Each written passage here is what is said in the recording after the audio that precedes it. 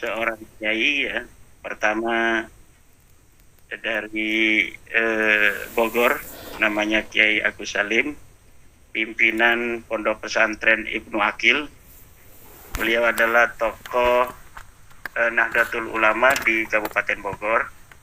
Beliau berkenan untuk menjadi tuan rumah untuk diskusi ilmiah antara saya dan Rizik Syihab tentang nasab Balawi. Beliau Kiai Haji Agus Salim telah mengirimkan utusan ke pesantren saya, apakah saya berkenan untuk mengikuti debat yang akan diselenggarakan di Pondok Pesantren Ibnu Akil itu. Kemudian saya tentu menyanggupinya, karena memang tidak ada alasan bagi saya untuk tidak menyanggupi diskusi ilmiah tentang nasab Balawi yang sudah terputus itu kan. Kemudian ada orang yang misalnya dari klan Balawi merasa ingin menguji dalil-dalil saya, walaupun sudah jelas dalil-dalil yang telah saya sampaikan berdasarkan kajian-kajian ilmiah yang sudah ke derajat fakta ilmiah yang sangat sulit untuk dibantah lagi. Tetapi untuk menghilangkan sebuah penasaran dari klan Balawi, insya Allah saya bersedia. Itu inti dari pertemuan dengan utusan dari Kiai Agus Salim dari Bogor, pimpinan Pondok Pesantren Ibnu Akil. Tapi saya belum tahu apakah dari pihak Kiai Agus Salim itu sudah menemui atau mengirimkan undangan juga terhadap Rizik Syihab. Yaitu pertama seorang kiai dari Bogor. Kemudian ada lagi seorang kiai dari Cilacap. Namanya Kiai Salim. Kiai Salim, pimpinan Pondok Pesantren Bumi Sholawat, yang mengutus 3 orang untuk menemui saya di Pondok Pesantren Nahdlatul Ulum Cempaka, yang intinya bahwa kami ini katanya diutus oleh pimpinan Pondok Pesantren Bumi Sholawat untuk mengundang kiai, apakah bersedia jika Rabita Alawiyah bersedia untuk berdebat dan berdiskusi ilmiah di Pondok Pesantren Bumi Sholawat. Kemudian saya menyanggupinya, insya Allah kita akan memenuhi undangan dari Pondok Pesantren Bumi Sholawat jika Rabita Alawiyah berkenan untuk juga siap dalam perdebatan itu. Dan kemudian siang-siang atau agak sorean, saya melihat ada yang mengirimkan foto dari utusan yang datang ke saya itu pula, itu datang ke Rabita Alawiyah dan rupanya diterima di sana di Rabita Alawiyah. Kemudian saya menunggu informasi klarifikasi dari panitia yang datang tersebut, tapi mereka menjawab belum ada keputusan tentang apakah Rabita Alawiyah itu siap untuk berdiskusi ilmiah dengan saya ataukah tidak. Jadi itu yang beberapa waktu kemarin itu dinamika baru dalam diskursus nasab ini, di mana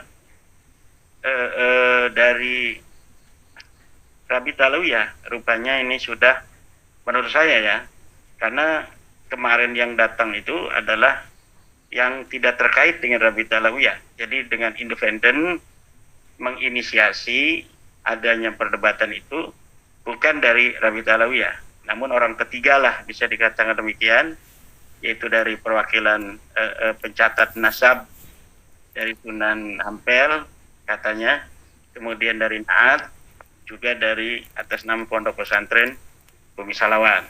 Jadi bukan inisiasinya dari Rabita Alawiyah.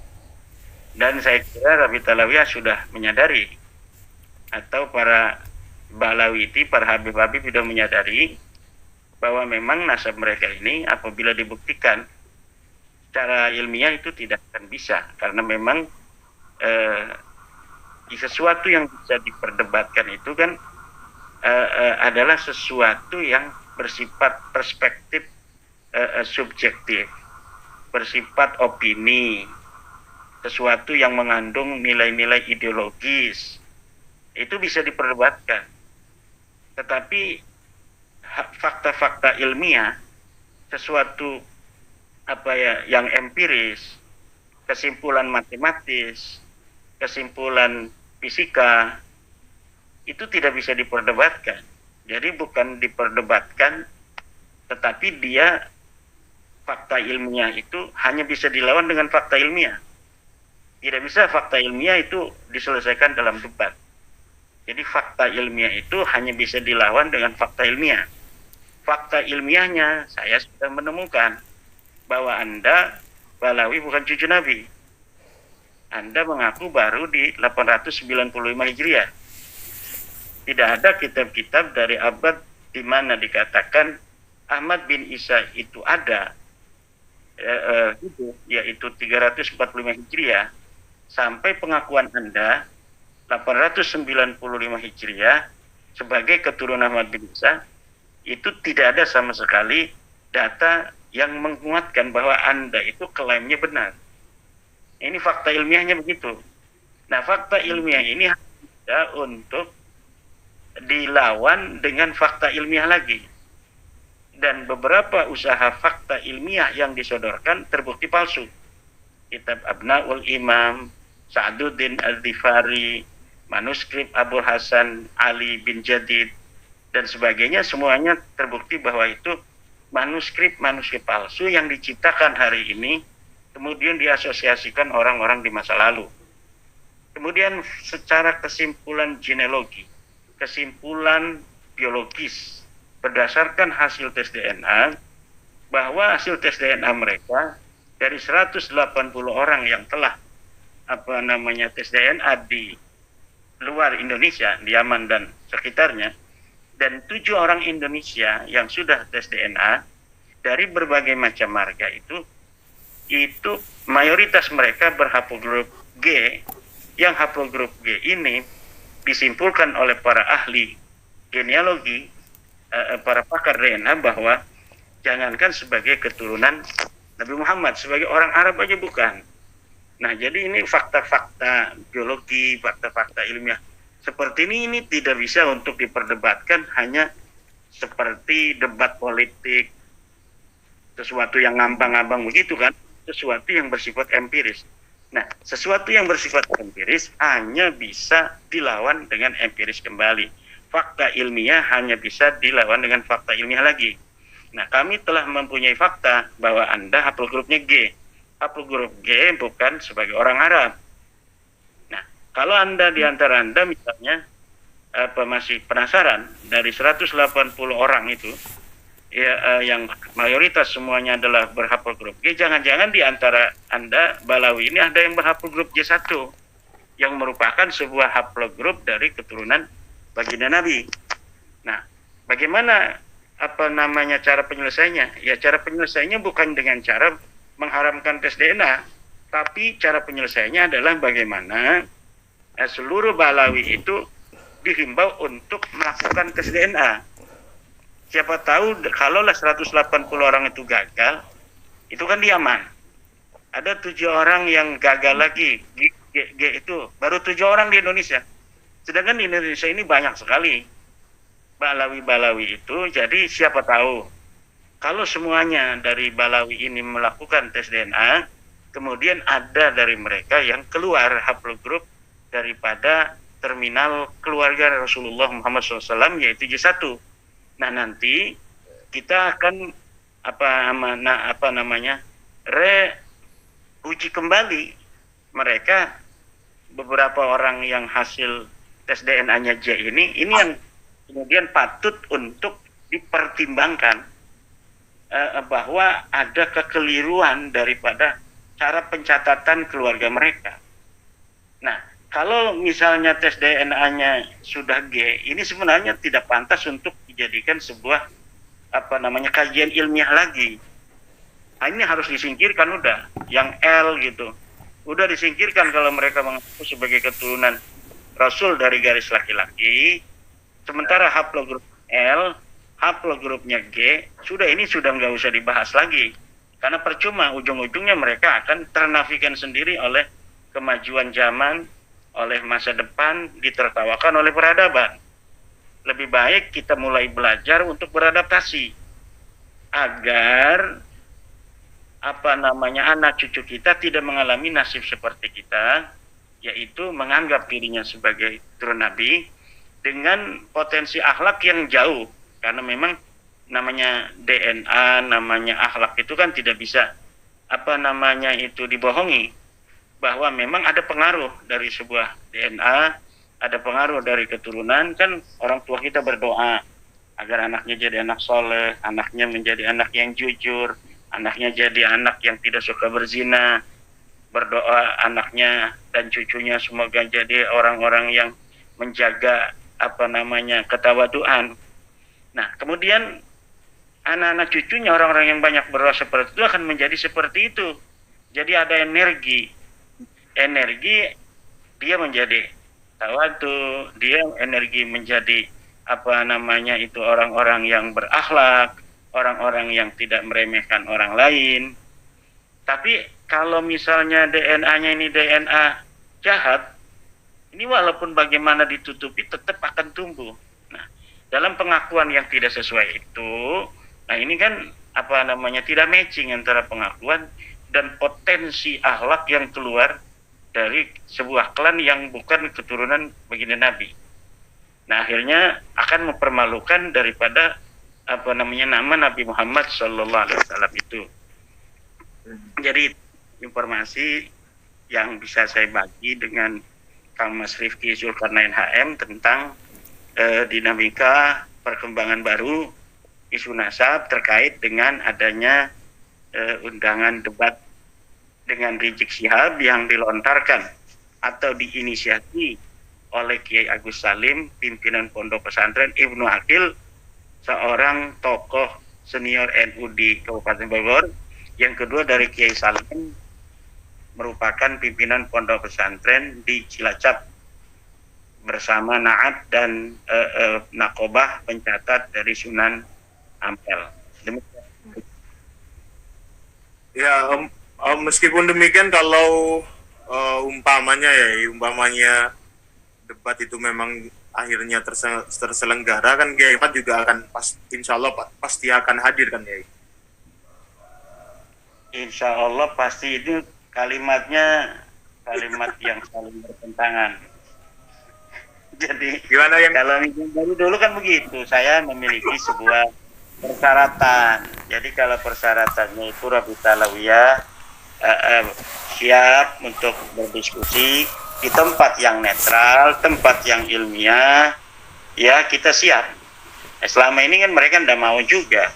Mereka maunya di kandang sendiri, di Rabita Alawiyah, dalam waktu yang sebentar lagi, di 1-2 hari kita akan bertemu di tempat lain. Nah, kemudian membuat framing bahwa saya nggak berani datang ke Rabita Alawiyah. Padahal bagaimana kita mau datang di Rabita Alawiyah tanggal 7, karena tanggal 10-nya kita akan ada di seminar nasional yang diselenggarakan oleh Universitas Islam Negeri Wali Songo. Ya, kan demikian. Jadi marilah kita hentikan framing-framing jahat, framing-framing menghina, framing-framing tentang subjektivitas. Kita buktikan secara fakta ilmiah bahwa pengakuan kami sebagai cucu Nabi bisa terpertanggungjawabkan. Bisa nggak Anda mempersiapkan fakta-fakta ilmiah itu? Tentu tidak akan bisa, karena algoritma itu sudah saya ketahui. Dari mana algoritma sudah diketahui? Dari ratusan kitab, baik dalam kitab sejarah, dalam kitab nasab, kitab-kitab ruwat, kitab-kitab tentang tabaqat yang sudah saya baca dan saya teliti. Tidak ada keterkaitan antara pengakuan mereka di abad 9 dengan sosok Ahmad bin Isa yang ada di abad 4 itu. Sama sekali tidak ada. Kemudian glorifikasi daripada kesejarahan tokoh-tokoh yang mereka ciptakan itu tidak terkonfirmasi oleh kitab-kitab yang ada di abad-abad di mana diasumsikan tokoh dan leluhur mereka itu ada. Sama sekali tidak ada itu. Demikian. barangkali Rumel Abbas, Zaini, kemudian Kori Bangladesh, kemudian maju mewakili dan membawa data-data baru gitu ya. Itu kan bagus sekali kan ya. Bagus sekali kalau mereka membawa apa namanya itu surat mandat lah istilahnya ya, surat mandat dari Rabita Alawiyah ya, tetapi harus membawa fakta ilmiah baru. Jangan kayak Tengku Kori kemarin itu hanya bikin-bikin gitu kan, Abnaul Imam lagi mentoknya, ditanya manuskripnya nggak ada, dia nggak bisa. Bagaimana sebuah kitab yang dikatakan di apa namanya itu dikarang di abad ke-5 Hijriah, tetapi kemudian dicetak di tahun 2020-an tanpa manuskrip yang sama sekali yang bisa dipertanggungjawabkan. Tentu ini menjadi sebuah kelucuan ilmu pengetahuan. Kalau dibawa ke ranah akademis ini akan sangat memalukan. Selama ini kita husnudon, kemudian membaca kitab yang diasosiasikan abad ke-5 tanpa ada manuskrip yang bisa menjadi referensi basis di mana kitab itu dicetak sama sekali. Kita saja.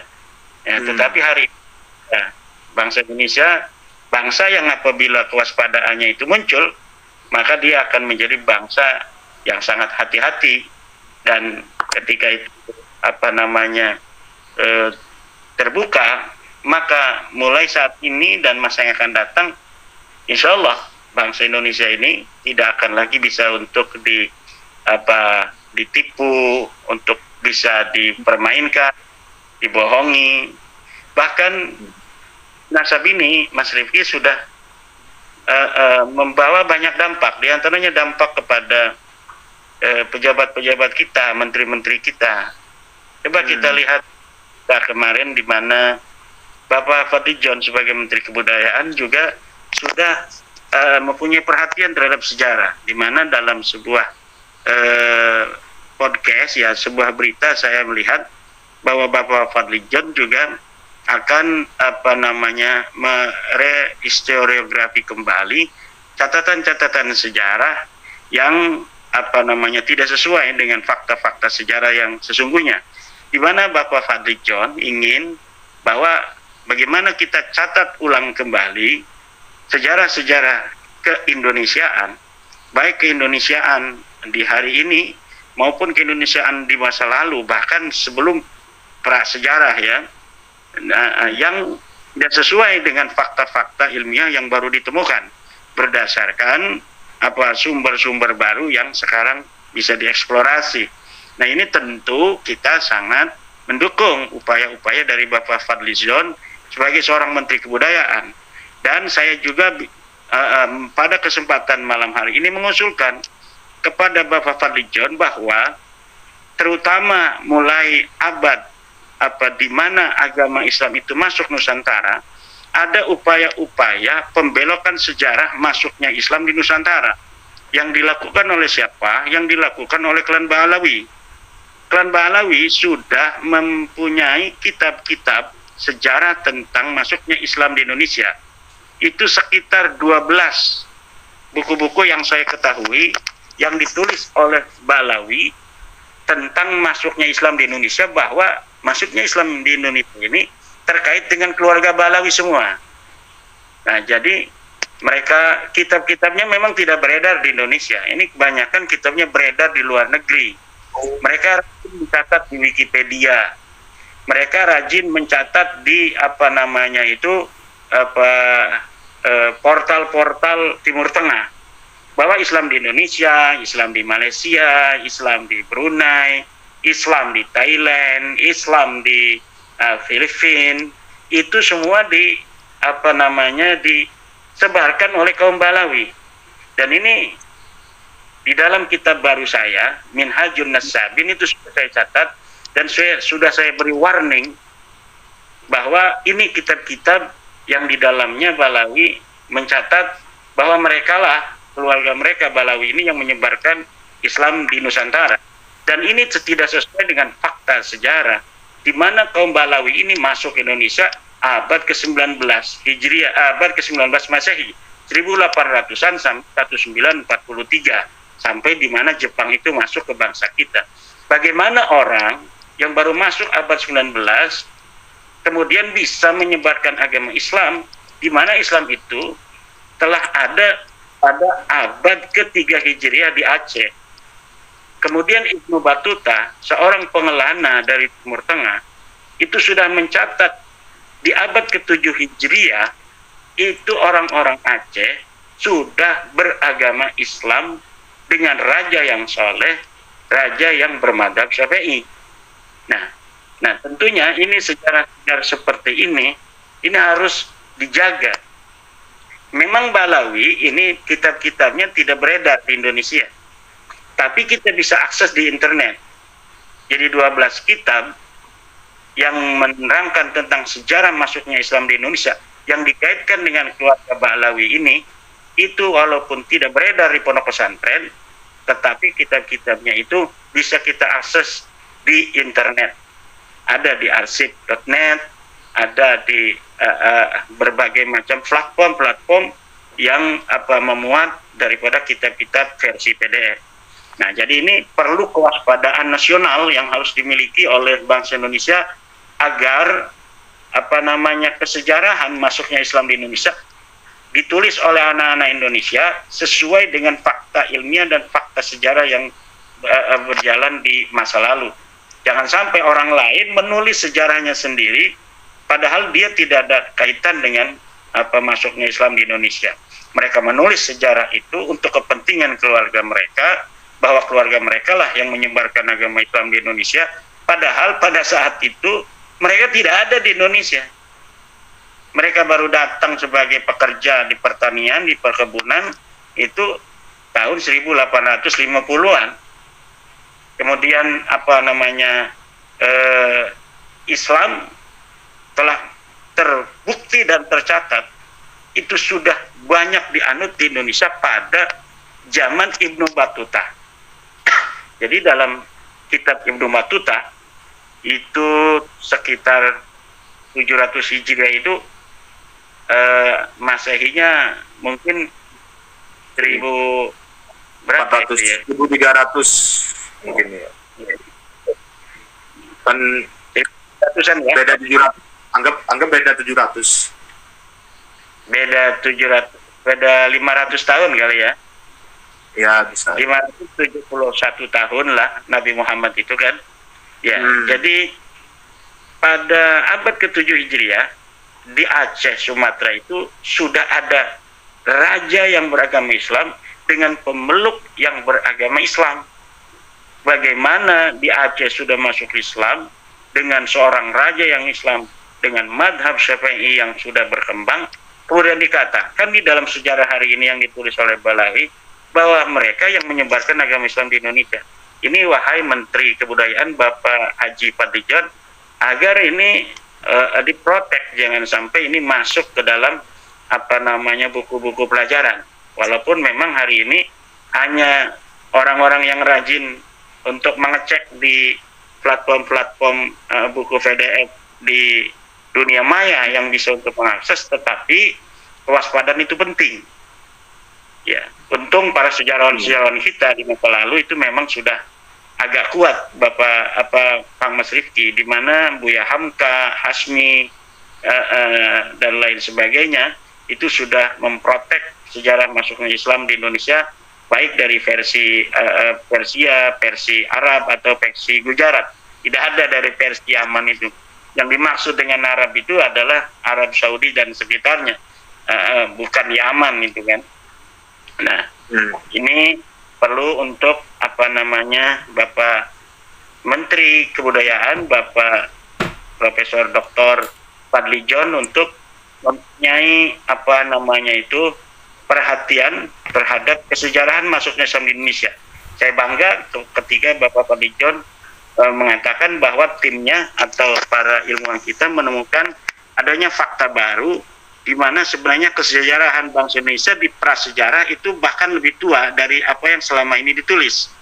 Nah, itu juga penting, tetapi juga kita sebagai orang Islam di mana Wali Songo sebagai penyebar agama Islam yang secara masif di abad ke-14 dan 15, kemudian sebelumnya sudah disebarkan oleh para penyebar Islam dari Aceh, di Sumatera, kemudian ke Jawa.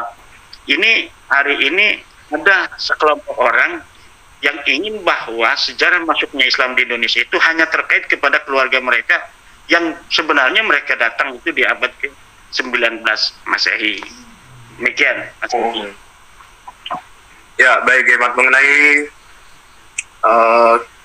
buku atau kitab yang dibikin oleh Mbak Alawi itu nanti barangkali di lain kesempatan kita bisa elaborasi lagi mengenai hal tersebut. Jadi pertanyaan dari saya tentang kitab terbaru dari Kiai Haji Madudin Usman ini yang berjudul Minhajun Nasabin itu bisa di-download atau diperoleh atau dibeli di mana, Kiai? Beli untuk kitabnya, versi kitab yang sudah dicetak ada. Versi download juga bisa dilihat di sudah ada di internet lah. Jadi cari di internet. Ya. Di arsip.com juga ada. Ya. Bahasanya bahasa Arab ya? Bahasa Arab 270 halaman. Apakah ada rencana untuk diterjemahkan ke dalam bahasa Indonesia, ya Imat?